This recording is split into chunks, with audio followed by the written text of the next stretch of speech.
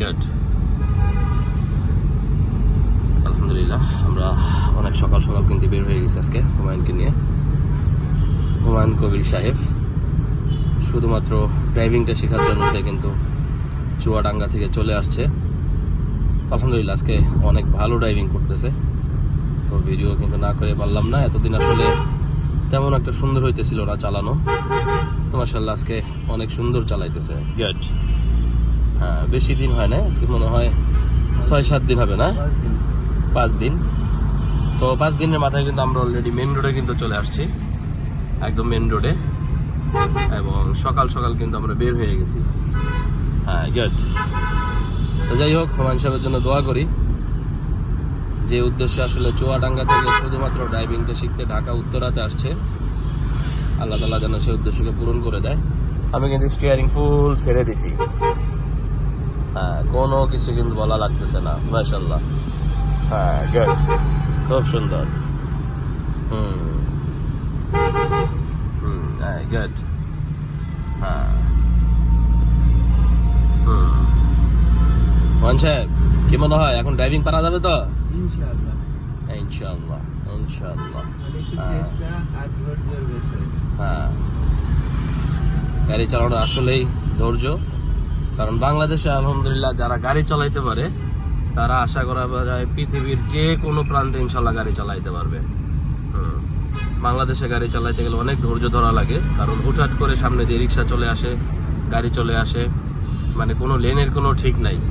এই দেশে যারা গাড়ি চালাইতে পারবে তারা সব জায়গায় গাড়ি চালাইতে পারবে। মাশাআল্লাহ, এখন চালাইতে খুব ভালো লাগতেছে, তাই না হুমায়ুন? হ্যাঁ জি জি, অনেক ভালো লাগছে। আসলে পারলে যে কোনো জিনিস পারলে কিন্তু অনেক ভালো লাগে।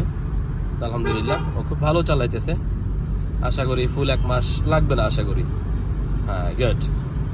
হ্যাঁ, আর 1 সপ্তাহ গেলে ইনশাল্লাহ আশা করি একদম ফুল শিখে ফেলবে ইনশাআল্লাহ আমরা, একদম সোজা চলে যাব। হ্যাঁ, ঢাকা শহর অনেক রিক্সা, এত সকাল সকাল সবাই কিন্তু কর্মস্থলে চলে আসছে।